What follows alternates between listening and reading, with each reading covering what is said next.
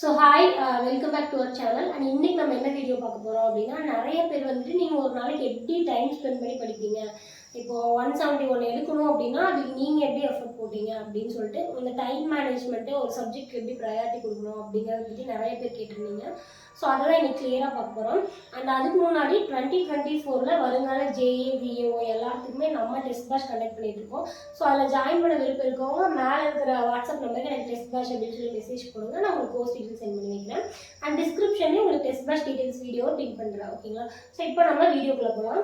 So இப்போ என்னோட mark என்ன அப்படின்னு நிறைய பேர் கேட்டிருந்தீங்க. நான் ரீசெண்டாக தமிழ்லேயும் ஜிகேலையும் எவ்வளோன்னு போட்டிருந்தேன். ஓகேங்களா? ஸோ என் மார்க் வந்துட்டு தமிழில் 90, ஜிஎஸ்ல 62, மேக்ஸில் 19. ஓகேங்களா? ஸோ இதில் வந்துட்டு எந்த இடத்துல எனக்கு மார்க் கம்மியாச்சு, எந்த இடத்துல எனக்கு மார்க் ஆட் ஆச்சு, எது என்னோட ப்ளஸ் மைனஸ் இதெல்லாம் தான் பார்க்க போகிறோம். ஸோ எந்த இடத்துல நான் தப்பு பண்ணேன், எது நான் கரெக்டாக பண்ணேன், ரெண்டையுமே நான் உங்களுக்கு சொல்கிறேன். ஸோ தப்பு பண்ணதையும் நீங்கள் கரெக்ட் பண்ணிக்கோங்க.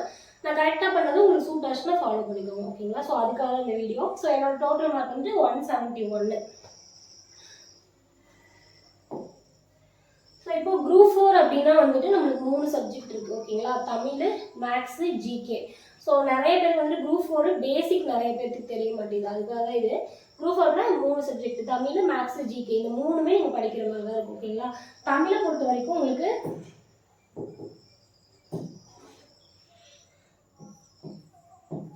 100 மார்க் கொஷின்ஸ் வரும். ஓகேங்களா? அதே மாதிரி மேக்ஸ் பொறுத்த வரைக்கும் 25 மார்க் கொஷின்ஸ் வரும். ஜிகேல 75 மார்க் கொஷின்ஸ் வரும். ஸோ இதை பார்த்தோன்னே உங்களுக்கு புரியும் எதுக்கு எவ்வளோ மார்க்கு. ஸோ அப்போ அதுக்கு தகுந்த மாதிரி எப்படி ப்ரையாரிட்டி தரணும்னு நம்ம பார்த்தாலே தெரியுதா? ஸோ தமிழில் 100 அப்படிங்கிறப்ப நம்ம அதுக்கு கண்டிப்பாக ப்ரையாரிட்டி தரணும். ஸோ இப்போ நிறைய ஸ்டூடெண்ட்ஸ் அதை அப்படியும் போயிடக்கூடாது.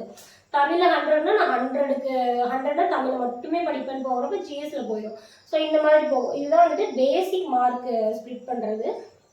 இதில் தமிழ் தான் 100 மார்க்குங்கிறனால அஃப்கோர்ஸ் இதுக்கு தான் நம்ம ப்ரையாரிட்டி தரணும்.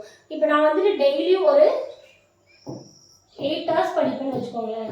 ஸோ நான் 8 hours தான் படித்தேன். மோஸ்ட்லி லைப்ரரி போயிட்டேன்னா ஒரு 8 o'clock போகிறேன் அப்படின்னா ஈவினிங் ஒரு 7 o'clock வரைக்கும் இருக்கும். நடுவில் 1 or 2 hours சாப்பிட்றதுக்கு அதுக்கு இதுக்குன்னு டைம் போயிட்டாலுமே என்னால் ஃபோக்கஸ்டாக ஒரு 8 hours படிக்க முடியும். ஓகேங்களா? ஸோ அந்த 8 hours நான் எப்படி இது ஸ்ப்ளிட் பண்ணி படிப்பேன் அப்படின்னு ஃபஸ்ட்டு சொல்லிடுறேன். ஓகேங்களா? ஸோ தமிழ் வந்துட்டு காலையில் ஒரு 8 o'clock போகிறேன்னா 8 to 12 வந்துட்டு கம்பல்சரி தமிழ் தான் படிப்பேன். ஓகேங்களா? 8 to 12 எவ்வளோ மணி நேரம்? 4 hours. ஓகேங்களா? நான் எவ்வளோ நேரம் படிக்கிறேனோ, எனக்கு எவ்வளோ நேரம் டைம் இருக்கோ அதில் ஹாஃப் வந்துட்டு தமிழுக்கு தானே கொடுப்பேன். ஓகேங்களா? அதுக்கப்புறம் ஒரு 12 to 1 வந்துட்டு முடிஞ்சால் தமிழ் ரிவிஷன் பண்ணுவேன். அப்படி இல்லைன்னா மேக்ஸ் பார்ப்பேன். ஓகேங்களா? ஸோ சாப்பிட்டு அதுக்கப்புறம் லஞ்சுக்கு ஒரு நாள் போய் லைப்ரரி அப்படிங்கிறதுனால சாப்பிட்டு வந்தால் ஒரு 1 to 2 மோஸ்ட்லி நான் சாப்பிட்டு வந்ததுக்கு தான் மேக்ஸ் பார்க்க ப்ரிஃபர் பண்ணுவேன். ஏன்னா நமக்கு தூக்கம் வரும். சம் மேக்ஸ் வந்துட்டு யோசிக்கிற மாதிரி இருக்கும். இது தமிழ் ஜிகே வந்துட்டு ஃபுல் தியரியாக இருக்கும். ஸோ அதை நம்ம படிக்கிறப்ப நமக்கு தூக்கம் வர மாதிரி ஃபீல் ஆகும். ஸோ அதனால் மோஸ்ட்லி மேக்ஸ் தான் பார்ப்பேன். அதை சாப்பிட்டு வந்ததுக்கப்புறம் 1 hour வந்து மேக்ஸ் பார்ப்பேன். ஓகேங்களா? 1 hour வந்துட்டு மேக்ஸ் பார்ப்பேன். அடுத்தது ஜிகே. இப்போ ஒரு 2 o'clock வரைக்கும் நான் மேக்ஸ் பார்க்குறேன் அப்படின்னா 2 to 5, 2 to 6. ஓகேங்களா? நான் ஒரு 9 to 10 hours வரைக்குமே படிப்பேன். 8 hours நான் இப்போ உங்களுக்கு சொல்கிறேன். ஓகேங்களா? ஸோ 5 hours போயிடுச்சு, பேலன்ஸ் 3 hours இருக்குது. ஓகேங்களா? ஜிகே பொறுத்த வரைக்கும் 3 hours ஸ்பெண்ட் பண்ணுவேன். இதெல்லாம் வந்துட்டு நான் ஸ்டார்டிங் ஸ்டேஜில் நீங்கள் போர்ஷன்ஸே முடிக்காம இருப்பீங்க இல்லையா, அப்போ நான் சொல்கிறது. ஜிகே பொறுத்த வரைக்கும் 3 hours ஸ்பெண்ட் பண்ணுவேன். ஸோ இப்படி தான் வந்து படிப்பேன். இந்த 4 hours என்ன பண்ணுவேன், இந்த 1 hour என்ன பண்ணுவேன், இந்த 3 hours என்ன பண்ணுவேன் அப்படிங்கிறது நான் கிளியராக சொல்கிறேன். ஸோ நீங்கள் வந்துட்டு 4 hours படிக்கிறீங்கன்னு வச்சுக்கோங்க. நீங்கள் வந்துட்டு நீங்கள் ஓகே ஃப்ரீயாக ஃபுல் டைம் படிச்சிங்க, அதனால் நீங்கள் இப்படி ஓகே நான் வந்துட்டு 4 hours தான் படிக்கிறேன், வேலைக்கு போகிறேன் அப்படிங்கிற மாதிரி இருக்கீங்க அப்படின்னா சேம் இங்கே 2 hours போட்டுக்கோங்க. இங்கே ஒரு 1/2 hour படிங்க. இங்கே பேலன்ஸ் எவ்வளோ இருக்குது? 1.5 hour. ஓகேங்களா? ஸோ பிரிக்கிறது இப்படி தான். ஸோ எப்படி சொல்லலாம் அப்படின்னா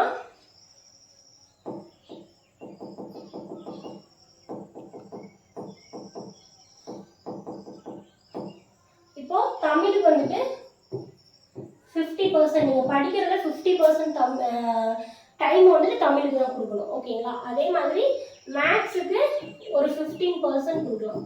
ஓகேங்களா?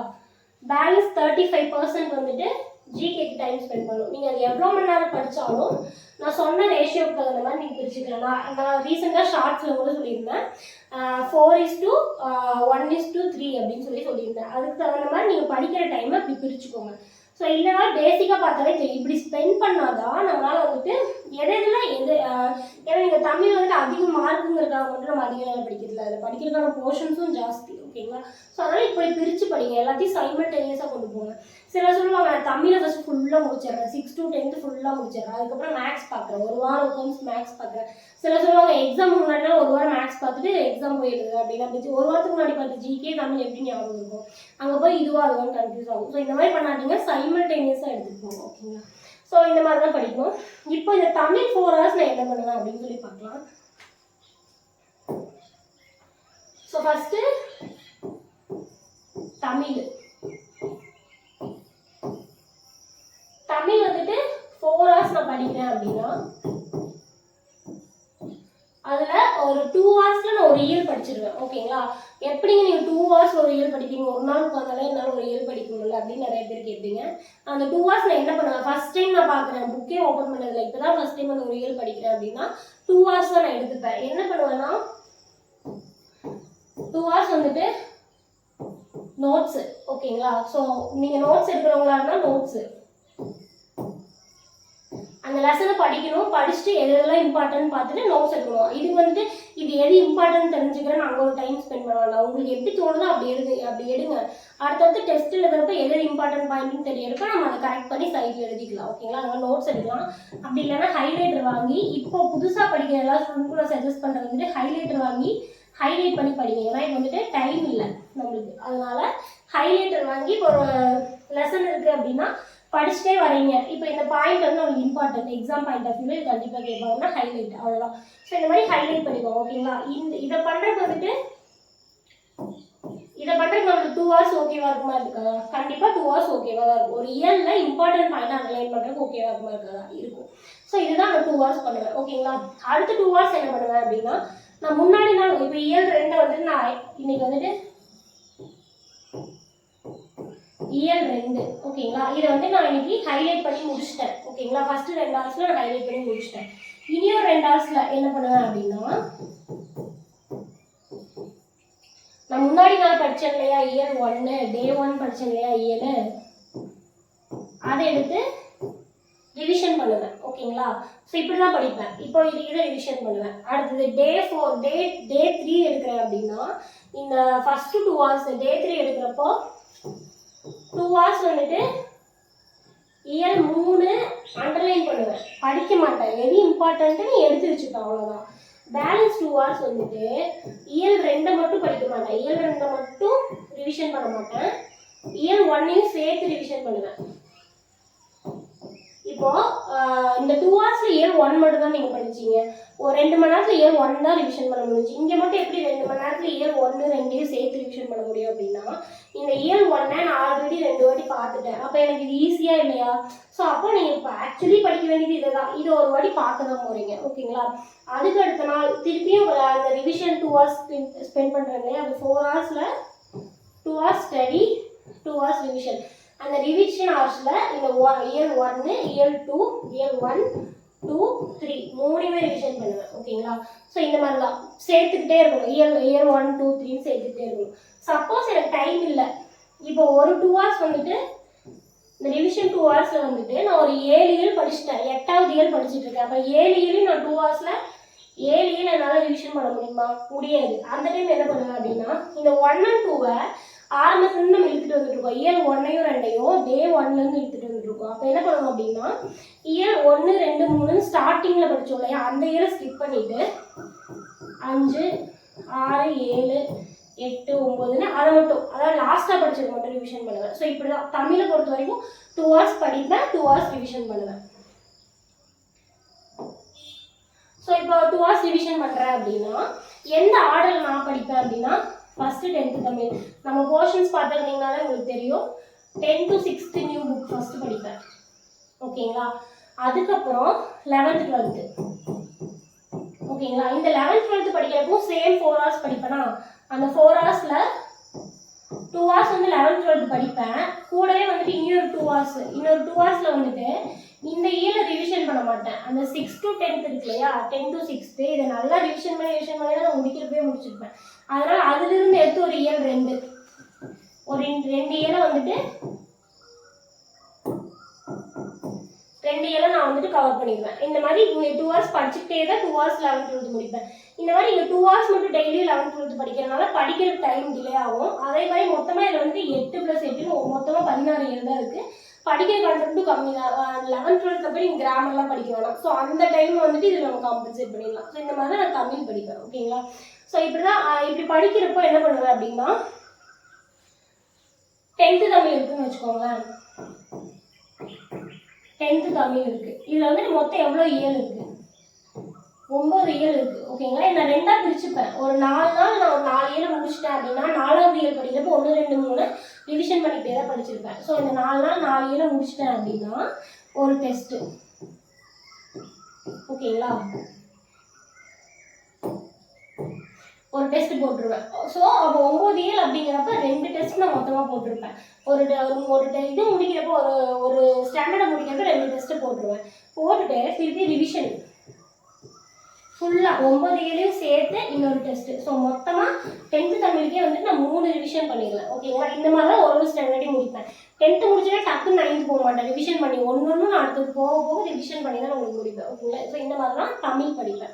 இப்போ வந்துட்டு நான் ஓல்டு புக் நான் படிக்காமல் போயிட்டேன். ஸோ நான் சொன்னேன் இல்லையா, நான் மார்க் வந்துட்டு 90 அப்படின்னு சொல்லிட்டு. ஸோ ஓல்டு புக் படிக்கல.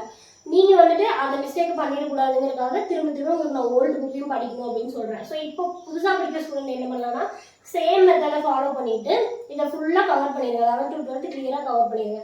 திருப்பி அதே 4 hours ஸ்பெண்ட் பண்ணி ஓல்டு புக்கு 2 hours படிச்சுட்டு balance 2 hours 6 to 10th revision பண்ணுங்க. ஓகேங்களா? அப்படி இல்லைன்னா உங்களோட ஷெட்யூல் வீடியோ பாருங்கள். உங்களுக்கு ஷெட்யூல் கொடுத்துருப்பேன். அதை கூட நீங்கள் கிளியராக ஃபாலோ பண்ணிக்கலாம். ஸோ அடுத்தது மேக்ஸு.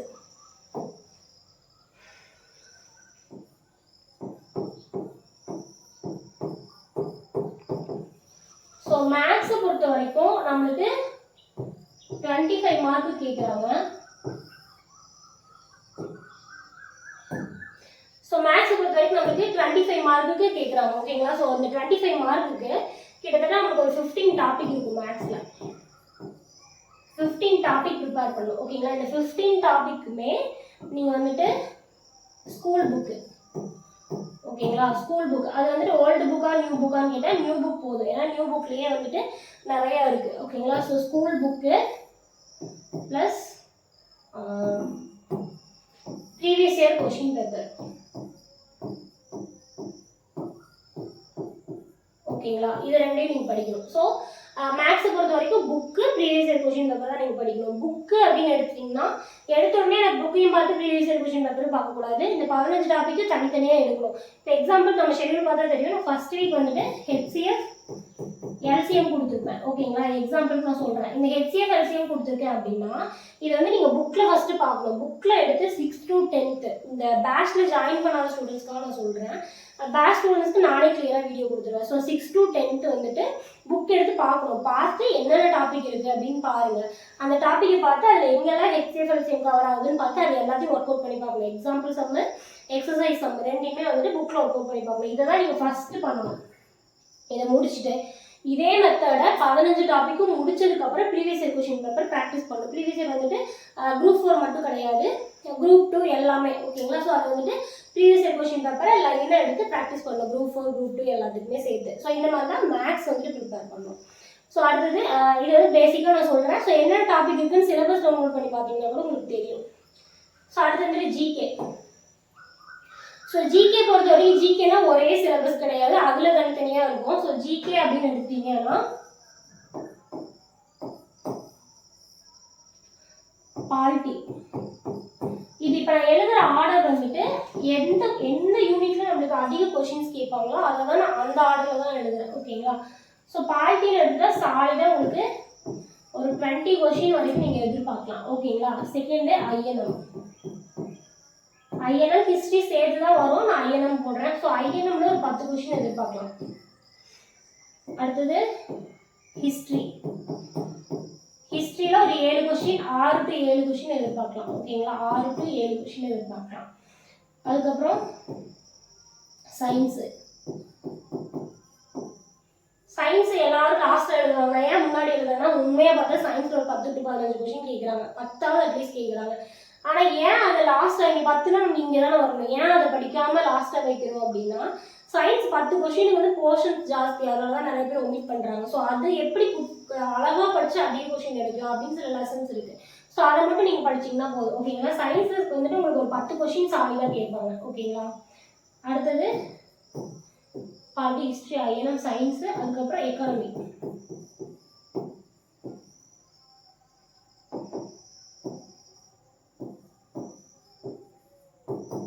எக்கனாமிலே ஒரு 5 கொஸ்டின் எதிர்பார்க்கலாம், 5 to 10 வரைக்கும் கேட்பாங்க. ஓகேங்களா? அதே மாதிரி அடுத்தது ஜியாகிரபி. இந்த இந்த என்ன சொல்றது, எப்படி மார்க் வைஸ் ப்ரையாரிட்டி பிரிக்கணும் அப்படின்னு தெரியலன்னா நீங்க வீடியோ பார்த்துட்டு இருக்கீங்கன்னா எழுதி கூட வச்சுக்கோங்க. ஓகேங்களா?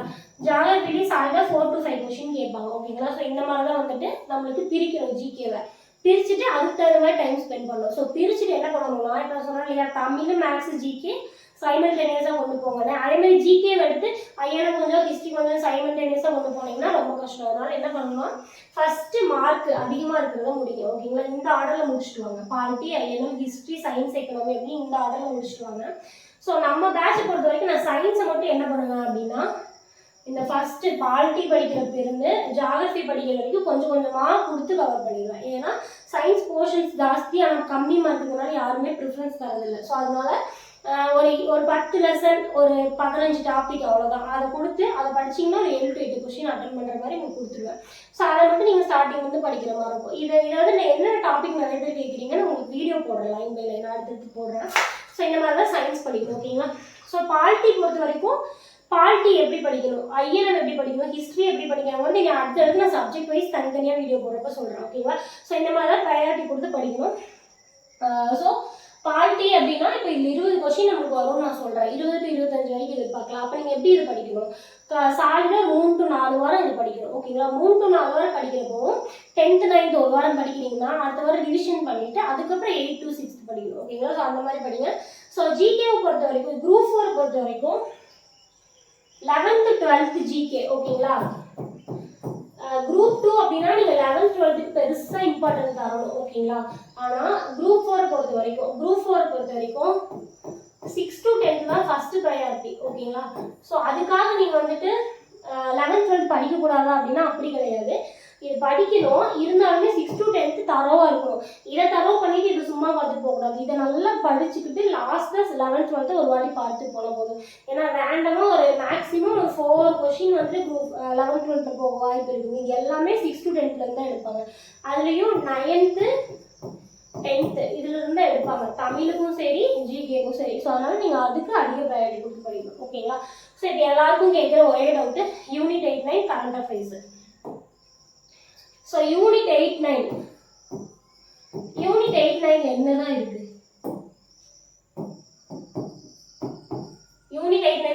யூனிட் 8னா ஃபுல் அண்ட் ஃபுல் தமிழ்நாடு ரிலேட்டடாக வரும். ஓகேங்களா? தமிழ்நாடு அட்மினிஸ்ட்ரேஷன், தமிழ்நாடு காலநிலை, தமிழ்நாட்டின் போராட்டங்கள் அப்படின்னு சொல்லிட்டு ஃபுல் அண்ட் ஃபுல் வந்துட்டு தமிழ்நாடு ரிலேட்டடாக தான் யூனிட் 8, 9 வரும். ஓகேங்களா? இந்த யூனிட் 8, 9 நம்ம ஆல்ரெடி படிச்சுட்டு தான் இருந்திருக்கிறோம். நம்ம சிலபஸ் சேஞ்ச்னோடனே எல்லாரும் யூனிட் 8, 9 ஆட் பண்ணிட்டாங்க படிக்கணும் அப்படின்னு நினைக்கிறோம். அதை ஆட் பண்ணுறதுக்கு முன்னாடியே நம்ம அதை படிச்சுட்டு தான் இருக்கோம். எப்படி அப்படின்னா, பாலிட்டி படிக்கிறப்பவே வந்துட்டு திருவள்ளுவர் பற்றி படிப்பீங்க. அது எதுக்கு பாலிட்டியில் திருவள்ளுவர் பற்றி படிப்பீங்க அப்படின்னா 11th பாலிட்டியில் இருக்கும். ஸோ அரசமைப்பு எப்படி இருக்கணும், அரசன் எப்படி இருக்கணும்னு சொல்லிட்டு ஃபுல்லாக கொடுத்துருப்பாங்க. அதுக்கப்புறம் தமிழ்நாட்டோட தலைவர்கள் பற்றி படிப்போம், காமராஜர் அந்த மாதிரி படிப்போம். ஸோ அதுலேயே தமிழ்நாடு அட்மினிஸ்ட்ரேஷன் முடிஞ்சா அடுத்து ஐஎன்எம்னா ஃபுல்லாக இந்தியன் லெவலில் இந்தியன் நேஷனல் மூவ்மெண்ட். அது இந்தியன் நேஷனல் மூவ்மெண்ட் தமிழ்நாட்டில் எப்படி இருந்துச்சு, தமிழ்நாட்டில் யார் தலைமையாக இருந்தாங்க, சத்தியமூர்த்தி, இந்த மாதிரி அதெல்லாம் படிப்போம். அதில் முடிஞ்சு அடுத்து ஹிஸ்ட்ரி வரப்போ தமிழ்நாட்டில் எப்படி இருந்துச்சு, தமிழ்நாட்டில் என்ன அரசர்கள், பாண்டியர்கள், சேரர்கள், சோழர்கள் படிப்போம். ஸோ அதில் தமிழ்நாடு முடிஞ்சா. இங்கே சயின்ஸை விட்டுருங்க. எக்கனாமி வந்தீங்கன்னா தமிழ்நாடு பொருளாதாரம்னு ஒரு லெசனே கிளியராக கொடுத்துருப்பாங்க, அதை படித்தா முடிஞ்சிச்சு. ஜியாகிரபியில் தமிழ்நாட்டின் காலநிலை கொடுத்துருப்பாங்க, அவ்வளோதான். இதுதான் வந்துட்டு யூனிட் 8. ஸோ இதை வந்துட்டு இதுலேயே நம்ம சேர்த்து படிச்சிருவோம். ஸோ அது தனியாக பிரித்து நம்ம படிக்க மாட்டோம். ஓகேங்களா? ஸோ இந்தியாவில் தேசிய போராட்டம் படிக்கிறப்பவே தமிழ்நாட்டில் என்ன போராட்டம் நடந்துச்சுன்னு படிச்சிருவோம். ஸோ அந்த மாதிரி தான் எல்லாத்தையும் இது படிச்சிருவோம். ஸோ யூனிட் 8 வந்து இதில் கவர் ஆகிடும். அடுத்து யூனிட் 9. ஸோ யூனிட் 9ல் வந்துட்டு தமிழை பற்றி லாங்குவேஜை பற்றி நிறைய கொடுத்துருப்பாங்க. இதுக்கு வந்து நீங்கள் எத்திக்ஸ் படிக்கணும்னு ஸ்டார்டிங்கில் சொன்னாங்க நான் படிக்கிற டைமில். ஸோ அது தேவையில்லாத ஒரு விஷயம், அதில் கேட்டாலும் ஒரு கொஷின் கேட்பாங்க. ஸோ அதுதான் நீங்கள் ரொம்ப கவர் பண்ணி இதில் படிக்கலாம். யூனிட் 9 அப்படிங்கிறது ஃபுல் அண்ட் ஃபுல் தமிழ் தான். தமிழ் 6 to 10th படிக்கிறீங்க, 11th 12th படிக்கிறீங்க, ஓல்டு புக் படிக்கிறீங்க, அதை தாண்டி யூனிட் 8 9 படிக்கிறது வேறு எதுவுமே இல்லை. பாலிட்டி 11th பாலிட்டியில் சில லெசன்ஸ் இருக்குது, அது உங்களுக்கு பாலிட்டி கொடுத்து கவர் பண்ணிடுவேன். இப்படி தான் வந்துட்டு யூனிட் 8 9. ஓகேங்களா? அது current affairs.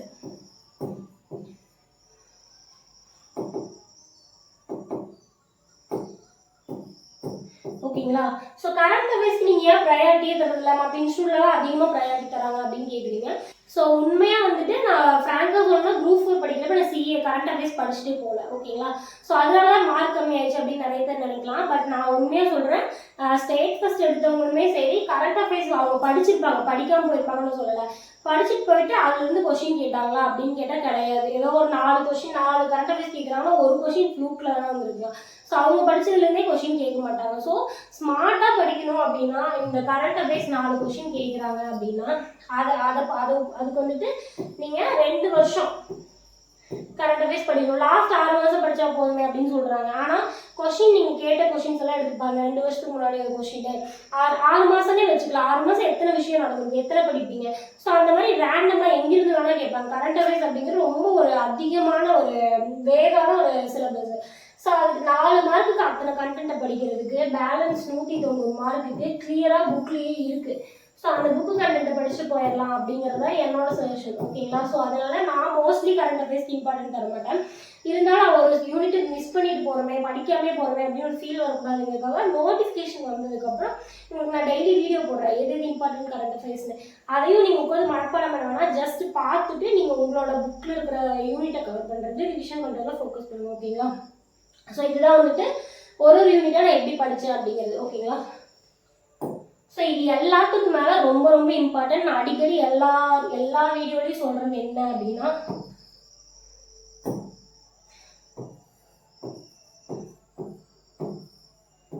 Success equal to group 4 பொறுத்த வரைக்கும் ரிவிஷன் ப்ளஸ் டெஸ்ட். ஓகேங்களா? இதுதான் வந்துட்டு பேசிக். நீங்கள் எதை எப்படி படிக்கிறீங்க என்ன அப்படிங்கிறது முக்கியம் கிடையாது. சக்ஸஸ் அப்படின்னாலே ரிவிஷன் ப்ளஸ் டெஸ்ட்டு தான். ஸோ நீங்கள் என்ன வேணால் படிங்க, உங்களுக்கு எவ்வளோ வேணால் அறிவு இருக்கட்டும். ஸோ 6 மாதத்துக்கு முன்னாடி எங்கெங்கேயோ தேவிரா புக்லேருந்து எல்லாமே படிங்க. எக்ஸாமுக்கு முன்னாடினா நீங்கள் அதை பார்க்கல அப்படின்னா எக்ஸாமில் மறந்துடும். அப்போ நீங்கள் அன்றைக்கி போட்ட எஃபர்ட்டுக்கான பலன் நீங்கள் என்ன இருக்குது. ஸோ அதனால் ரிவிஷன் ரொம்ப முக்கியம். அளவான கண்டென்ட்டை அதிக வாட்டி ரிவிஷன் பண்ணணும். ஓகேங்களா?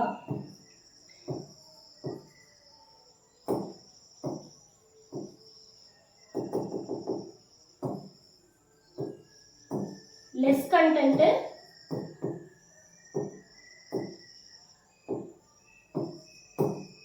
more revision.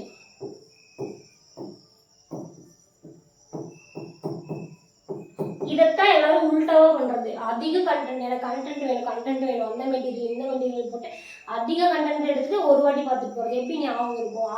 அவ்வளோ சிலபஸை ஞாபகம் வச்சுக்கணும்னா முடியுமா? ஸோ அதனால் குறிப்பிட்ட ஸ்பெசிஃபிக்காக இதுதான் சொல்லி செலக்ட் பண்ணி அந்தந்த கண்டென்ட்டை படிக்கணும். அதை அதிக வாட்டி படிக்கணும். டெஸ்ட்டு போட்டு பார்க்கணும். அப்போ தான் ஓஎம்ஆர் ஷீட் மிஸ்டேக் வராது. நீங்கள் தப்பான கொஷின் அனலைஸ் பண்ணணும். அனலைஸ் பண்ணுறீங்கன்னா தான் நீங்கள் அவங்க எக்ஸாம் போகிறீங்கன்னா அந்த ஒரு கொஷின் மட்டும் உங்களுக்கு மறக்கவே மறக்காது. நீங்கள் ஒரு டெஸ்ட்டில் 190 மார்க் வாங்குறீங்கன்னா 10 கொஷின் தப்பு. அது ஏன் அனலைஸ் பண்ணிட்டு அடுத்த டெஸ்ட்டுக்கு போகிறீங்க அப்படின்னா அந்த 10 கொஷின் வந்து உங்களுக்கு என்றைக்குமே மறக்காது, எக்ஸாம் முடிஞ்சாலும் மறக்காது. ஓகேங்களா? சக்ஸஸ் அப்படின்னா ரிவிஷன் ப்ளஸ் டெஸ்ட். ஓகேங்களா? ஸோ நீங்கள் மற்றது எப்படி படிக்கிறீங்க எது படிக்கிறீங்களோட அதிக ரிவிஷன் பண்ணுங்கள். நடுவில் கேப் எடுத்து டெஸ்ட் அதிகமாக போடுங்க. ஓகேங்களா? ஸோ இதுக்கு தான் இந்த வீடியோ. அண்ட் நம்ம டெஸ்ட் பேட்ச்சில் ஜாயின் பண்ண இருக்கவங்க மேலே இருக்கிற டெஸ்ட் பேட்ச் மேலே இருக்கிற வாட்ஸ்அப் நம்பருக்கு டெஸ்ட் பேட்ச் அப்படின்னு மெசேஜ் கொடுங்க. உங்களுக்கு கோர்ஸ் டீட்டெயில் சென்ட் பண்ணி வைக்கிறேன். ஸோ அண்ட் கமெண்ட்லேயும் நான் உங்களுக்கு டெஸ்ட் பேட்ச் டீட்டெயில் வந்து பின் பண்ணி வைக்கிறேன். பார்த்துட்டு ஏதாவது டவுட்னா கேட்டு ஜாயின் பண்ணிக்கோங்க. So bye.